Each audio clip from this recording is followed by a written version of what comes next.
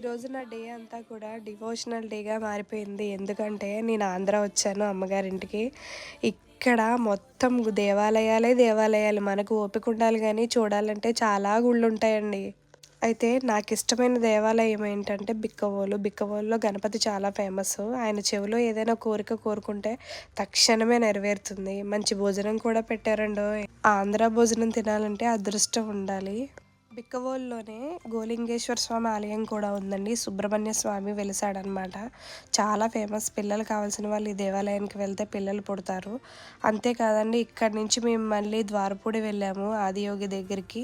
ఆ తర్వాత ద్రాక్షారామం వెళ్ళాము. ద్రాక్షారామంలో భీమేశ్వర స్వామి ఉంటారు. ఆయన కూడా చాలా ఫేమస్.